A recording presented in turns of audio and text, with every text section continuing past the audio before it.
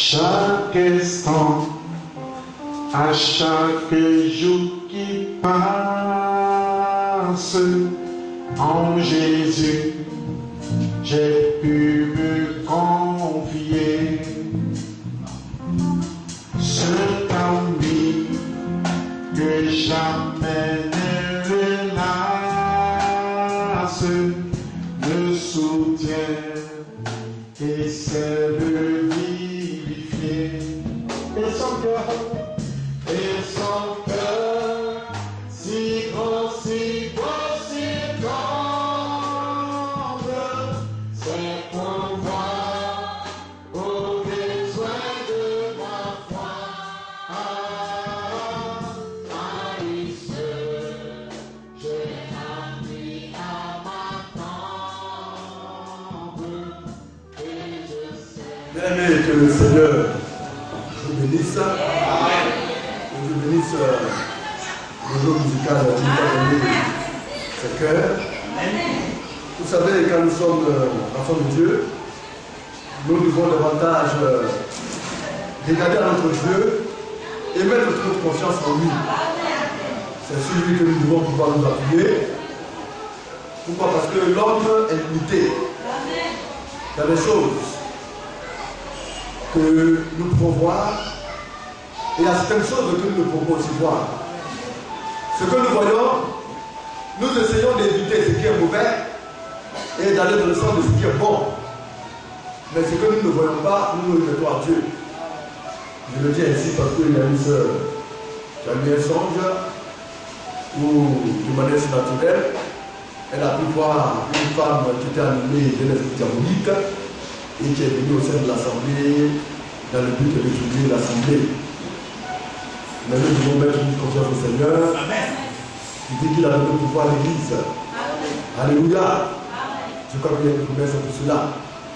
N'est-ce pas? Amen. Lorsque le Seigneur a dit qu'il y a le pouvoir pour valoir à notre Église. Et nous devons avoir confiance à ces promesses. Pourquoi? Parce que Dieu voit toutes choses. Ce qui est surnaturel lui appartient. À moins qu'il veuille que nous voyons. Je ne peux pas, un frère pas se lever pour dire, frère Eric, pourquoi est-ce que tu ne vois pas telle chose? Mais si Dieu ne me donne pas de voir, je ne peux pas voir. Dieu ne va vouloir que je voie et qu'il te permette à un frère de voir. Mais quand il te permet de voir, il te donne les moyens de combattre ce que tu vois. La spiritualité, la foi n'est pas le fait d'un comportement charnel. C'est spirituellement que cela se passe. Ce n'est pas un combat charnel pour dire que moi je suis fort, ou bien moi je peux que celui-ci. C'est en cela que le Seigneur a permis la complémentarité. Si le Seigneur a permis à ce que les ministères existent et que les dons divers existent, c'est parce qu'une seule personne ne peut rien faire d'elle-même. Et nous devons comprendre cela. C'est pourquoi nous sommes dépendants les uns des autres. Nous avons besoin les uns des autres. Même le plus petit a son importance dans la maison de Dieu, parce que Dieu peut lui permettre de voir quelque chose que toi tu ne peux voir. Alors il est essentiel. C'est pourquoi nous devons nous aider et apprendre à faire de sorte que chacun se sente bien. Et quand chacun se sent bien, alors chacun se donne le mieux et tout va bien. Alléluia.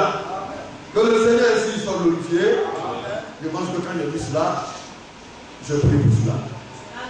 Si on m'envoie un songe et que le songe est positif, je dis Seigneur Dieu merci, je garde ça dans le tiroir et puis j'avance. Mais si c'est mauvais, alors je prends ça au sérieux et puis je me lève et je combats en fonction de cela.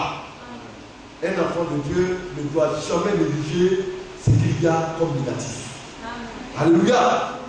Parce que si Dieu te révèle quelque chose qui ne va pas bien, c'est parce qu'il t'aime qu'il te révèle cela. Amen. Si Dieu utilise un frère pour pouvoir révéler quelque chose, vous voyez des négatifs chez notre frère, c'est parce que Dieu veut le bien de ce frère-là qui permet à ce dernier-là de découvrir. Prenons les choses positivement. Ce n'est pas ce qui se passe maintenant là qui est important, mais c'est ce qui va finir là qui est important. C'est pourquoi la fin d'une chose vaut mieux que son commencement. Tu peux bien commencer et puis ne jamais terminer. Mais tu peux mal commencer, te ressaisir à la suite et terminer bien. C'est pourquoi nous devons regarder à l'achèvement. Alléluia. Mais si nous commençons bien avec le Seigneur, il est évident que nous allons bien achever. C'est pourquoi il est l'alpha Et il est l'oméga. Il est le commencement et la fin. C'est pourquoi nous interpellons les frères afin qu'ils puissent commencer avec Dieu et terminer aussi avec notre Dieu. C'est la meilleure manière. Alléluia. C'est pourquoi le Seigneur a déjà préparé la fin avant que nous le commencions. C'est pourquoi nous nous disons merci et nous le glorifions pour cela. Que le nom du Seigneur soit béni. Alors, nous étions toujours à notre sujet. Il est bon d'être un enfant de Dieu. Il y en a qui ignorent que le privilège que Dieu nous donne d'être ses enfants est une grâce particulière. On pense qu'on est enfant de Dieu parce qu'on est enfant de Dieu. Il y en a qui sont du diable. Et il y a des enfants du diable. Alléluia. Et quand tu es enfant du diable, on ne peut rien faire pour toi. Alors l'enfant du diable, qu'est-ce que lui il fait? Son but, c'est d'empêcher l'enfant de Dieu de parvenir à ce que Dieu lui a promis. Comme lui, il ne peut pas y accéder. Alléluia. Alors il va l'empêcher de parvenir à cela. C'est pourquoi nous devons être vigilants. C'est la raison pour laquelle le Seigneur, dans l'instruction qu'il a eu à faire, c'est-à-dire son église, il a demandé à ses enfants de venir régulièrement pour écouter son conseil, afin d'être préservés du malin. C'est important. Et quand on dit qu'il y a des enfants du diable, il y en a qui prennent cela à la légère. Oui, mais ce n'est pas à nous de le dire, celui-là il est du diable. Un homme peut mal faire au départ, et à la fin, il peut se ressaisir et revenir dans la bergerie de son père. Mais celui qui est du diable, vous avez beau essayer, vous ne pouvez rien, il va mourir comme ça. Mais quelqu'un n'est pas mort, il y a toujours de l'espoir pour lui. Ce n'est pas à nous d'aller détecter qui est du diable et qui n'est pas du diable. Mais nous, ce que nous devons faire, c'est d'amener le plus grand nombre à militer, vous voyez, pour leur foi en Dieu, en Jésus-Christ, notre Seigneur, à adorer le Seigneur de la meilleure manière qu'il faut. Nous allons prendre le livre de Psaume 58 et voir quelque chose. Psaume 58, le verset 4.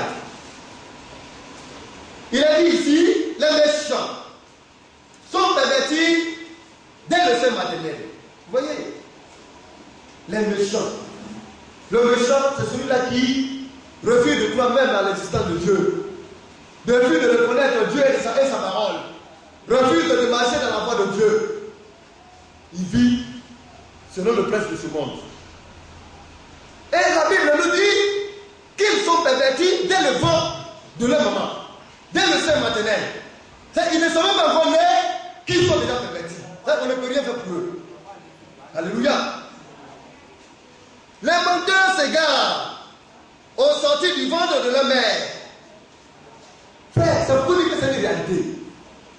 Quand on parle de prédestination, il y en a qui sont prédestinés pour la vie et il y en a qui sont prédestinés pour l'enfer. Mais la voix de Dieu donne. Par le moyen de ces messages qu'il donne, par le moyen de l'évangile, indépendant ses brebis à quitter ce monde pervers et à venir de sa voix. Les brebis entendent la voix de Dieu et le suivent. Les brebis écoutent et obéissent à la voix de leur Dieu. Mais les méchants, cela les égale. Ils s'en moquent. Ils s'en foutent de cela. Ils ne prennent pas en action cela. C'est pourquoi nous devons être vigilants. Ils ont un venin pareil au venin d'un serpent. Les méchants. Ça vous dit qu'ils sont prêts à faire du mal. Ils s'enrichissent. Ils s'enrichissent en faisant du mal. Ils sont prêts à sacrifier leurs semblables pour s'enrichir. Ils sont prêts à tuer pour s'enrichir. Ils sont prêts à prendre des voies tortueuses pour devenir riches, pour jouir de ce monde-là. Mais les enfants de Dieu ne sauraient faire cela. Alléluia. Un enfant de Dieu, tu vas rentrer dans cette voie, il ne se sentira jamais bien jusqu'à ce qu'il retrouve la voie de son Père. Oh bien-aimé, que le Seigneur nous aide. C'est pourquoi dans le livre de 1 Jean, le chapitre 5, nous allons essayer de lire cela. 1 Jean, chapitre 5.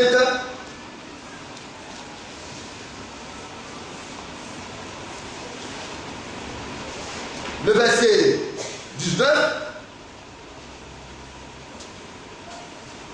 Nous savons que nous sommes de Dieu. Nous le savons. Comment? par l'Esprit de Dieu. Mon frère, tu le sais. Mais si tu ne le sais pas, tu ne viendras même pas ici. Le fait que tu aies le désir, la soif, de venir t'asseoir toujours pour écouter la voix de ton papa, cela démontre que c'est un signe que tu es de Dieu. Et nous le savons. Chacun le sait. Et nous savons aussi que le monde entier est sous la puissance du malin. Alléluia. C'est pourquoi nous parlons de la voix de Caïn. Et quand tu suis la voie de la méchanceté, et que le Seigneur t'interpelle, qu'est-ce que tu dois faire? Tu dois t'en démarquer. Sortir de cette voie de méchanceté. Nous devons essayer de voir cela dans l'Ézéchiel. Ézéchiel chapitre 18. Le bien-aimé va essayer de nous lire ça. De me lire ce boulot.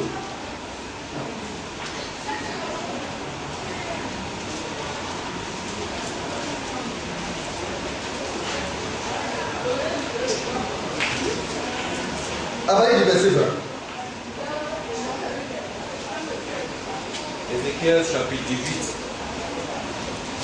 À partir du verset 20. Oui. L'âme qui pêche, c'est celle qui mourra. L'âme qui pêche, c'est celle-là qui va mourir. Alléluia. Or, le péché, c'est l'incrédulité. Oui. Le péché conduit à l'incrédulité. Or, l'incrédule, lui, il ne veut pas croire à l'existence de Dieu. Il ne veut pas croire au règne et au roi de Dieu. Alors, lui, il pratique le péché, il vit dans le péché. C'est pourquoi on dit, c'est un pécheur.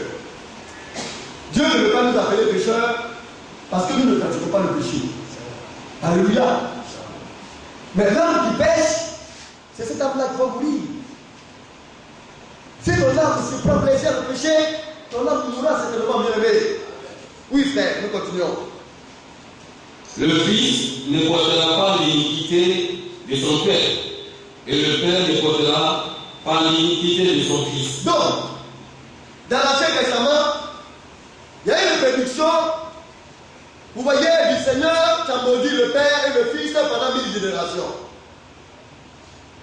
Le Seigneur dit, toi le Père, comme tu es pur, moi je vais faire de sorte que tout ce qui va sortir de toi là, pendant 1000 ans sera impur. Le Seigneur a regardé cela, il a dit vraiment, je veux le voir cette loi. Le Père peut être mauvais, mais d'un mauvais Père peut sortir un fils de Dieu. Le fils peut être très mauvais, mais pourtant son père peut être un homme très bon. Et ça, ce sont des réalités. C'est pourquoi, avant d'entrer dans le mariage, pour ceux qui sont dans le mariage, avant de faire un enfant, il faut qu'ils demandent la permission à Dieu. On ne fait pas les enfants parce qu'on a envie de faire. Est-ce que l'enfant que tu vas faire la vie de Dieu? Amen. Bien. Parce qu'il ne faut qu'un fils de Dieu fasse le fils de Dieu et le fils de Dieu. Amen. C'est pourquoi les enfants doivent venir selon la volonté parfaite de Dieu. Mais, comme on l'a dit, tu peux être très bon, mais de toi peut venir un très méchant. Ton père peut être un homme terrible, puissant, très dangereux. Et puis de lui peut sortir un homme très bon, très merveilleux. C'est un mystère. C'est pourquoi tout appartient à Dieu, parce que c'est lui l'omniscient. C'est lui qui sait les choses. Avant que quoi que ce soit ne soit, lui le sait d'avance. C'est pourquoi nous étions cachés en lui avant que le monde ne soit monde. Dès avant la fondation du monde, nous étions en lui. Et il a été manifesté maintenant à la fin des temps. Nous devons nous montrer que nous sommes de lui en aimant la parole de Dieu. En nous attachant davantage aux choses du Seigneur. Oui, frère, nous continuons un peu.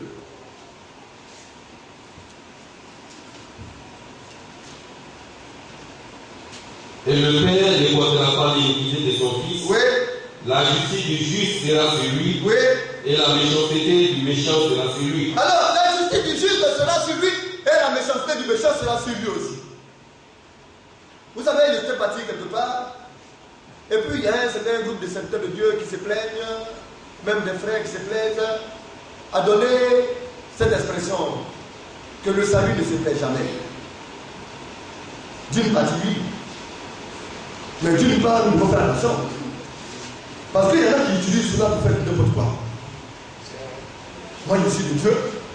Comme j'ai accepté le Seigneur Jésus-Christ, alors j'ai reçu le salut.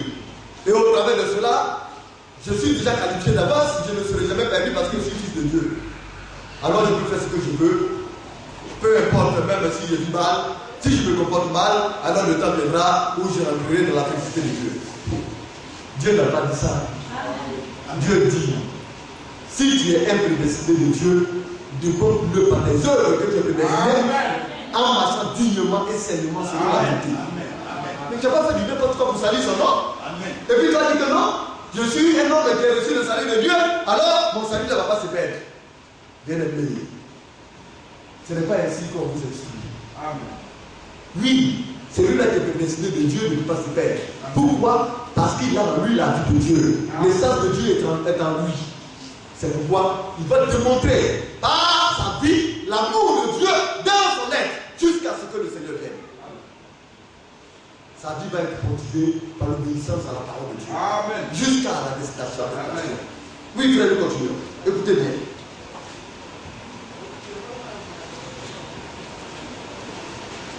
Si le méchant revient de tous les péchés qu'il a commis, s'il observe toutes mes lois et pratique la droiture et la justice, il vivra et ne mourra pas. Maintenant, les hommes s'apitoient sur les frères de les femmes, sur les hommes qui vivent peut-être difficilement la foi, qui se débattent. Bien aimé, le méchant, il a la possibilité de se ressaisir. C'est pourquoi tu n'es pas venu pour te regarder, pour gagner ton frère ou bien ta soeur, ne t'occupe pas de cela. Dieu s'occupe de cela. Parce que le méchant, il peut t'entendre et au milieu se ressaisir. C'est ce que la Bible dit.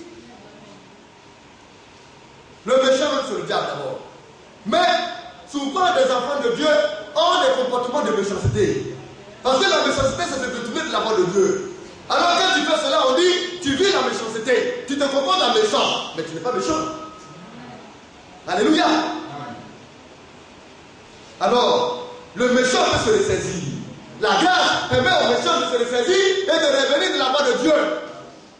Alors tu vas voir un frère, parce qu'il a des difficultés, tu vas le condamner, tu vas le blâmer, tu vas le torturer, le mépriser, alors que c'est un bien-aimé fils de Dieu qui se ressaisira autant marqué parce qu'il a l'amour de Dieu en lui. Mais il y a quelque chose qui fait peur. On parle du méchant. Et celui-là qui est juste. Il ne suffit pas de commencer bien, mais fait de sorte de demeurer toujours dans le bien et de bien terminer. Amen. Oui, frère. Verset 22. Toutes les transgressions qu'il a commises seront oubliées. Il vivra à cause de la justice qu'il a pratiquée. Donc, il peut t'entonner, tomber ici, se relever, marcher par-ci, par-là, jusqu'au dernier moment, il se réfléchit et il marche correctement. Dieu oublie tout ce qui s'est passé. C'est ça. Amen. Mais celui-là qui est mal avisé va dire, moi aussi, la parole a été donnée, je fais ça. J'ai vu pour le faire pour le pas, je tombe ici, j'ai vu comment il veut, et puis au dernier moment, je vais le servir, ça ne dépend pas de toi. Amen. C'est pourquoi nous devons faire attention. Parce que quand il y a un esprit comme ça, Dieu dit c'est ouvert. Et demain, quand tu vas venir sur toi, sortir de la voie, le diable va approcher ta vie. Et puis c'est fini pour toi. Amen. Parce que si tu veux de la méchanceté, c'est fini pour toi. Il n'y a plus rien pour toi. Oui, frère, ce que je désire, est-ce que le méchant meurt, dit le Seigneur l'Éternel, n'est-ce pas qu'il change de conduite et qu'il vit? Si le juste se détourne de sa justice et commet l'iniquité, s'il imite toutes les abominations du méchant, vivra-t-il? Toute sa justice sera oubliée parce qu'il s'est livré à l'iniquité et au péché. Vous voyez? Alors, c'est là encore que c'est difficile. Et quand les hommes ont vu cela, ils disent non, la loi de Dieu n'est pas bonne. La marche chrétienne, là, c'est pas un compte en banque. Amen. Gloire. Vous dites que tu vas vivre bien pour un temps, et puis c'est que tu as bien vécu là-bas, tu va plaider pour toi demain. Non, non, non. Amen. Il faut bien commencer, il faut bien terminer. Amen. Gloire. Alors si tu es juste, tu vis bien, tu marches correctement, droitement selon la parole de Dieu, et puis au va vivre n'importe comment, Dieu va oublier tout ce que tu as fait autrefois. Amen. Il va tenir compte du temps présent. Amen. C'est aujourd'hui là qui est important. Amen. C'est pourquoi notre aujourd'hui doit être conforme à la parole de Dieu. Amen. C'est de veiller à ce que chaque jour de Dieu, Alléluia. nous, soit conforme aux Écritures. Amen. C'est la pratique de la parole. Hein? On n'a pas dit parler à la langue.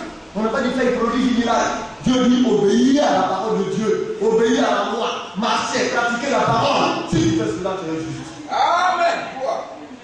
Il y en a qui pensent qu'aller à l'église, c'est le fait de faire des œuvres réellement surnaturelles qui montrent qu'on est de Dieu. Dieu, c'est qu'il veut, il n'est pas quelque chose d'extraordinaire. Il faut pratiquer la parole de Dieu. Il faut vivre la parole de Dieu.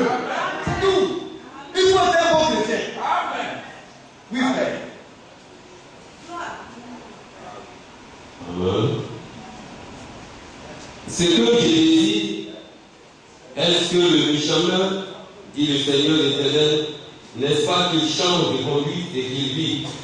Si le juste se détourne de la justice et commet l'iniquité, s'il imite toutes les abominations du méchant, vivra-t-il? Toute sa justice sera oubliée parce qu'il s'est livré à l'iniquité et au péché.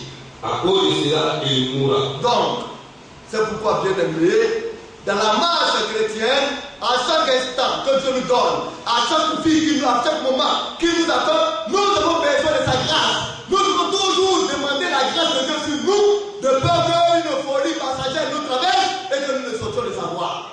Le chrétien, sa vie est assaisonnée toujours de sel et de grâce. Il demande toujours la grâce de Dieu. Le chrétien ne se tape jamais la poitrine. Il ne se croit pas supérieur à qui que ce soit. Le chrétien mène une vie humble, une vie tranquille, paisible et disciplinée. Beaucoup d'humilité. Oui, frère, nous continuons. Verset 25.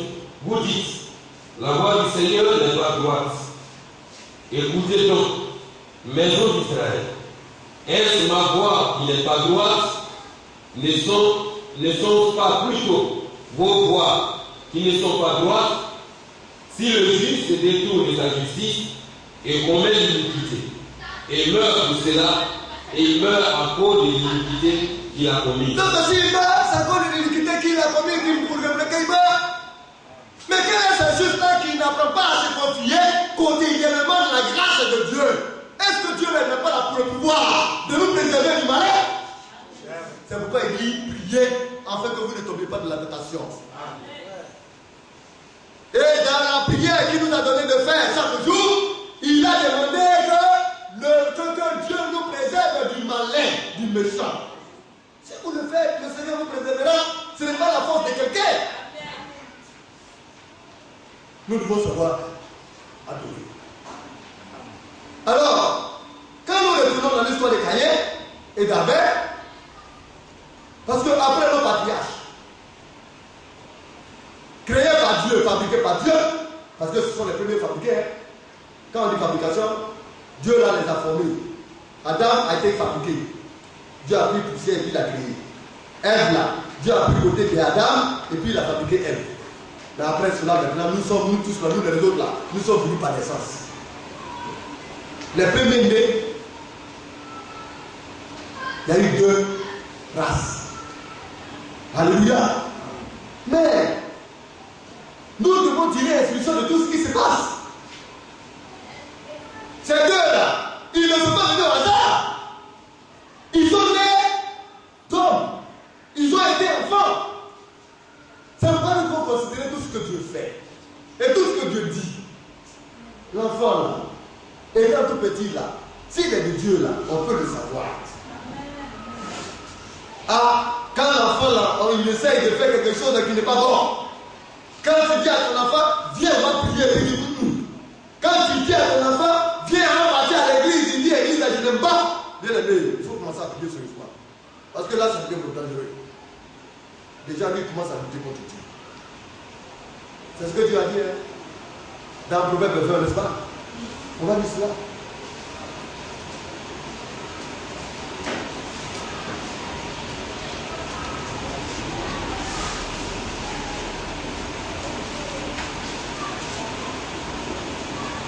Proverbe 20, le verset 11.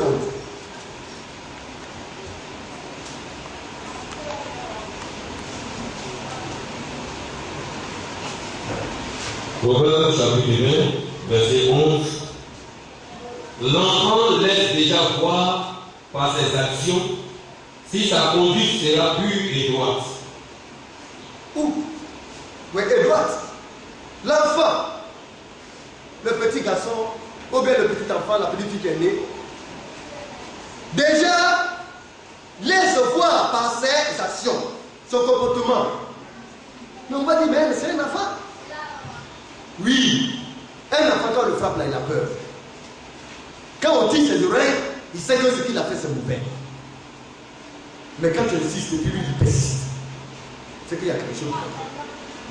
C'est ce que Dieu dit. Hein? Amen. Mais avant cela, d'abord même, on prend le cas spirituel. Nous sommes des enfants de Dieu. Nous sommes des enfants de la maison de Dieu. On vient un frère, fais comme cela. Le frère fait comme ça. On dit soeur, viens ici. La soeur va de l'autre côté. Par ses premiers pas spirituellement, son comportement orgueilleux, son air fanfaron, son air hautain montre déjà qui il est. Il arrive même pour l'enfant qui naît. À un certain âge, on lui dit, ça là c'est pas bon. Si tu fais ça là c'est mauvais. L'enfant doit pouvoir avoir peur de ses parents. Il doit avoir de la crainte. Comme un enfant de Dieu craint Dieu, l'enfant doit craindre ses parents. Mais, par ses actions, il laisse voir si sa voix est droite ou pas. Et c'est ce qui s'est passé dans l'éducation de Caïn et puis d'Abel. Ils ont été enfants comme nous, on a été enfants. Il n'y a rien de nouveau. Tout se décide. On est étonné que Caïn ait suivi notre voie, mais on n'a pas été étonné. Ça dépend de sa base et de son essence. Dans l'essence de Caïn, Dieu a dit il est bien.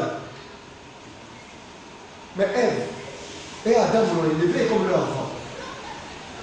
Ève lui a donné son sein. Parce que Ève est la mère de tous les êtres vivants. Elle a aimé ses enfants. Elle les a nourris avec tout l'amour qu'une mère pourrait donner. Mais nous avons vu qu'une mère, même malgré l'amour qu'elle a pour ses enfants, elle leur donne le conseil de Dieu. C'est ce qui est écrit. Ce n'est pas écrit. C'est voulu que Ève quand même a dit à ses enfants, ça là c'est pas bon, ça là c'est bon, il faut faire comme ça, faites ceci, faites cela. Ève l'a fait. Mais pourtant, ça n'a pas changé la nature du Caïn. Alléluia. Nous allons le lire dans Genèse.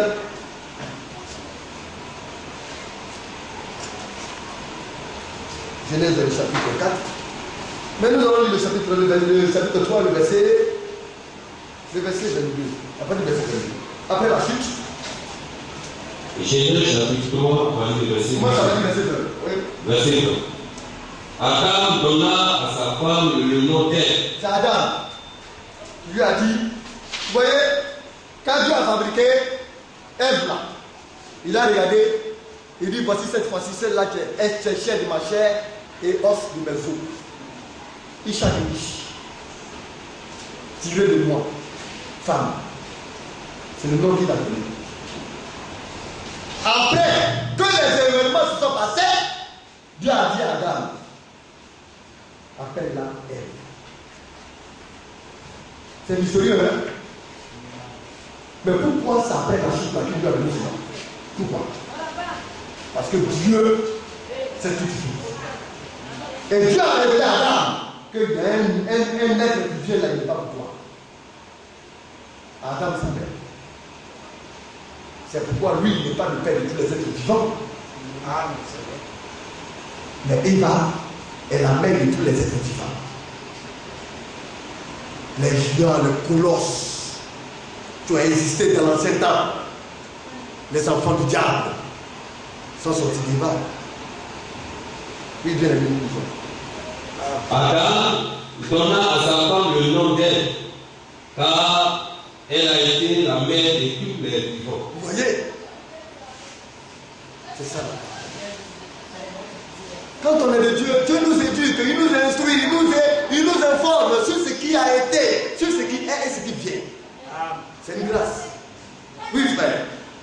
L'Éternel Dieu fit à Adam et à sa femme des habits de peau, et il les a revêtis. L'Éternel Dieu dit, voici, l'homme est devenu comme l'un de nous, pour la connaissance du bien et du mal. Donc au départ, ils étaient innocents. Ils ne savaient rien. Le mal ne pouvait pas s'approcher d'eux. Ils étaient réellement immunisés contre le mal. Mais à cause du péché, ils ont connu ce que maintenant on appelle le mal et le bien. Ils ont la possibilité maintenant de juger. Donc ils sont maintenant maîtres de leur propre arbitrage. Frère, tu es libre de ne pas mentir. Ce n'est pas quelqu'un qui va venir décider pour toi. Amen. C'est pourquoi occupe-toi de ce qui te regarde. Plutôt que de t'occuper de ce qui ne te regarde pas, de la vie de l'un ou bien de l'autre, de X ou bien de Y. Occupe-toi de toi-même. Juge-toi toi-même et marche dans la voie de Dieu. Oui, frère. Empêchons-le maintenant d'avancer sa main, de prendre de l'arbre de vie, d'en manger et de vivre éternellement. Donc, à cause du péché, le Seigneur ne peut pas permettre que le péché demeure éternellement. À cause du péché, l'homme a été chassé du jardin d'Éden. Et à cause du péché, l'homme devait maintenant travailler la terre pour se nourrir. Donc il est évident que le premier métier d'Abel et de Caïn devait être réellement la culture de la terre, le travail de la terre. C'est pas ça? Et quand on parle du travail de la terre, il y a le vivier et puis il y a l'élevage. C'est ce qu'on appelle l'agriculture. Amen. Alors chacun fera son choix. Maintenant, dans le travail de la terre, plus tard va naître les scientifiques. Ils vont trouver que travailler la terre là, c'est trop fort. Ils vont commencer à devenir ingénieux et ils vont commencer à exploiter réellement le minerai de la terre. Ce sont les fils du diable qui ont commencé cela. Ils ont commencé à détruire la terre. Dieu n'a pas dit de détruire, Dieu dit de travailler la terre. La semence là, il faut reproduire cela. Il faut cultiver pour que ça produise. Et ils ont commencé par détruire la terre. Et c'est à partir d'eux que la terre a commencé par souffrir. Vous voyez des légions où la sécheresse a commencé à venir parce qu'ils ont commencé par piller la terre. Mais c'est parti de Caïn. Alléluia. Vous allez voir que le premier génie, le premier savant, c'est le fils de Caïn. Il était quoi, forgeron ou bien quoi? Alléluia. C'est le premier inventeur. C'est d'eux que ça vient. C'est d'eux que ces choses-là viennent. Or, quand on parle d'invention, avant de faire du bien à l'homme, il tue l'homme. Il détruit. Oui, frère, nous continuons. Verset 23. Et l'Éternel Dieu le chassa du jardin d'Éden pour qu'il cultive la terre d'où il avait été pris. Oui. C'est ainsi qu'il chassa Adam. Et il mit à l'orient du jardin d'Éden les chérubins qui agitent une épée flamboyante pour garder le chemin de l'arbre de vie. Donc, bel et bien, frères bien-aimés, nous devons savoir que le jardin d'Éden là est bel et bien sur la terre. La terre sur laquelle nous marchons. Le précieux jardin, c'est tout. Au bout de Dieu, alléluia.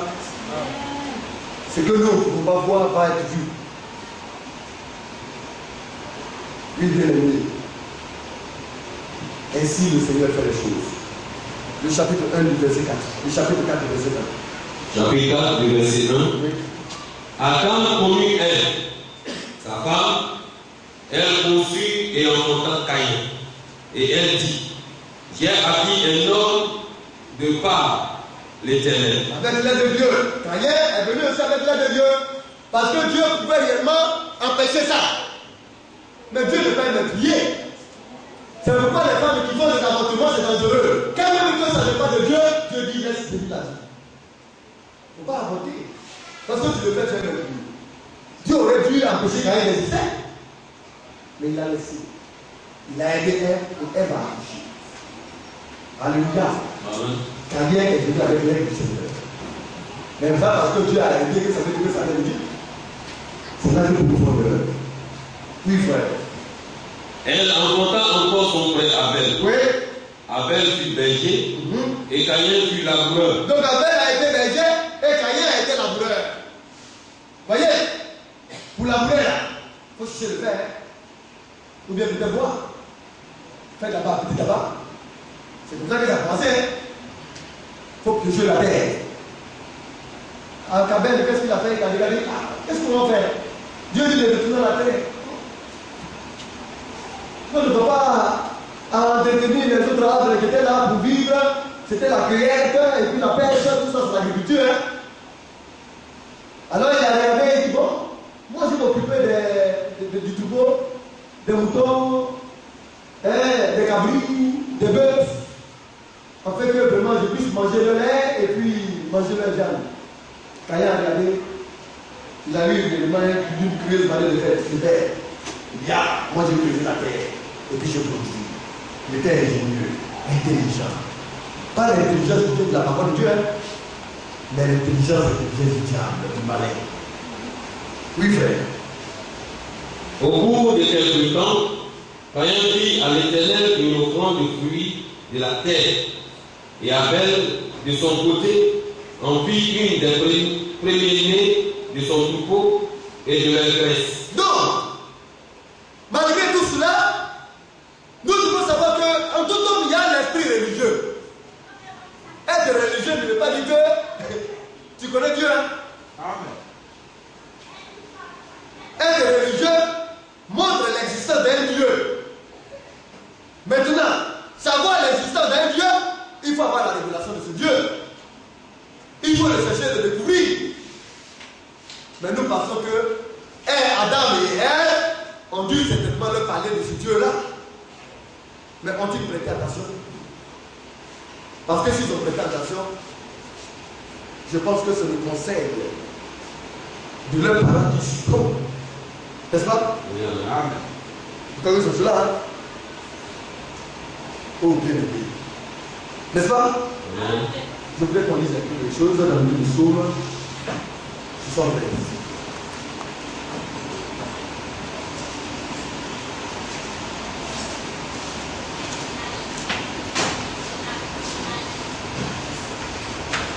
Psaume 73, le verset 24. Psaume 73, Moi, je vais dire verset 22. verset 22. Oui. J'étais stupide et sans intelligence. J'étais un homme comme ça, stupide. Je ne connaissais rien, sans intelligence. Alléluia. Je n'avais aucune connaissance. Oui, frère. J'étais à ton égard comme des bêtes. Alors, ainsi est l'homme. Sans Dieu, il marchait à l'égard au-devant de Dieu comme une bête. Sans loi. Alléluia. Sans droit ni loi. Oui, avant que Dieu ne vienne dans la vie de l'homme, pendant un certain temps, c'était la loi de l'anarchie qui existait. Ni loi, ni droit. Le plus fort, là, il vient, il t'attrape, il te ballonne, il t'attache, il te bat, il fait de toi ce qu'il veut. Pas de règle. La loi du plus fort était celle-là qui était la meilleure. Et ça, c'est le chemin de la non-intelligence. Parce que celui-là qui est intelligent, sinon Dieu ne peut pas avilir un être humain de la sorte. Oui, frère. Verset 23. Cependant, je suis toujours avec toi. Tu m'as saisi la main droite. Alors, c'est ainsi qu'il a décidé de s'attacher à son Dieu. Il a décidé d'être toujours avec le Seigneur. Être toujours avec le Seigneur, c'est quoi? C'est venir toujours dans sa maison. À chaque fois qu'il a un rendez-vous avec Dieu, il faut être présent. Alléluia. Et c'est ainsi que Dieu te saisit par sa main droite. Là, sa puissance te saisit. Plus rien ne pourra venir t'arracher de sa main. Oui, frère. Tu me conduiras par ton conseil, puis tu me réserveras dans la gloire. Quel autre ai-je au ciel que toi? Alors, tu me conduiras dans ton conseil. Quand on est un enfant de Dieu, à un moment on prend conseil. On ne se lève pas comme ça dans la précipitation pour faire des choses. Et c'est ce qu'a fait Caïn. Il faut demander conseil. Tu es né de quelqu'un. Mais il se lève, lui il pense qu'il est tout suffisant, il se lève et puis il va faire quelque chose. Et si tu fais bien, on se ne prépare à la personne. On fait quoi? Mais il y a des personnes qui ont connu Dieu avant lui. A-t-il approché son père adoptif Adam pour lui demander, ah papa, je voudrais réellement faire une offrande, je voudrais réellement faire telle chose. Comment est-ce que tu vois? Mais l'orgueilleux là, le hautain là, lui, il ne considère plus les hommes. Tout s'est réuni à partir de sa pauvre et petite personne. Lui, il pense qu'il est tout suffisant, que c'est lui qui doit décider tout. Il n'a même pas le droit de consulter ceux-là qui sont autour de lui. Un enfant de Dieu ne fonctionne pas comme ça. Il faut toujours demander conseil. Alléluia. Et il dit, tu me conduiras par ton conseil, puis tu me recevras dans la gloire. Quand on marche selon le conseil de Dieu, quand on reçoit le conseil du Seigneur, bien aimé, c'est la gloire qui nous attend demain. Et c'est ce qu'a fait Abel. Il a marché par le conseil. Le conseil, là, c'est la révélation. Quand tu vas t'instruire sur une chose donnée, en posant des questions, avant de chercher, le Seigneur dit, celui qui me cherche me trouve. Et il se révèle. On ne se laisse pas comme ça pour faire, c'est parce qu'on a envie de faire. Et il y en a qui usent par précipitation. La dernière fois, on a parlé de la précipitation, n'est-ce pas? On a parlé de cela. Ne nous précipitons pas dans les affaires. Frère John lit Proverbe 12. Le verset 15. Et puis nous allons dire une parole de précipitation, et puis nous allons prier, nous allons lire la prochaine fois et continuer. Proverbe chapitre 12, à partir du verset 15. Oui. La voix de l'insensé est droite à ses yeux. L'insensé, là, lui, quand il regarde sa voix, elle voit à ses yeux. Caillé était un insensé, il pense que ce qu'il fait là, c'est bon. Oui, vraiment, j'ai cultivé la terre, il y a des fleurs par-ci, par-là, comment c'est beau. Oui, vraiment, c'est joli. Quand je fais cela, non, le Seigneur, il sera content. Mais puis, quand il regarde, il méprise son frère Abel. Mais Abel, il aura honte, il va pas. Quand tu vas là, ne va pas par elle, tu es dans un esprit de concurrence. Amen. On n'adore pas dans un esprit de concurrence. Amen. Vous n'êtes pas venu ici pour concurrencer les uns et les autres. Amen. Tu es venu pour adorer personnellement. Si ça ne va pas, moi t'aider à adorer. Et chacun se bat du mieux qu'il peut. Et Dieu nous aide tous à avancer. Amen. Il a fait ceci, il a fait cela. C'est diabolique. Ne t'occupe pas de ton frère. Ceux-là qui doivent s'occuper d'eux, ce sont les ministres de Dieu. Amen. Fais ce que tu as fait, aime ton frère, vis la parole de Dieu puis avance. Bien aimé, que Dieu nous aide. Amen. Mais nous parlons de ces choses-là afin que nous prenions garde. Dieu nous instruit parce qu'il nous aime. Nous aimons le Seigneur, nous sommes de Dieu. C'est pourquoi le Seigneur veut que nous nous débattions de ces choses-là qui ne sont pas bonnes. Amen. On regarde Caïn, on voit ses erreurs et on fait le contraire de toutes ses erreurs. On fait ce qui est juste et bon. On marche par ce qui est bon, ce qui est agréable à Dieu. Alléluia! Amen. Que le Seigneur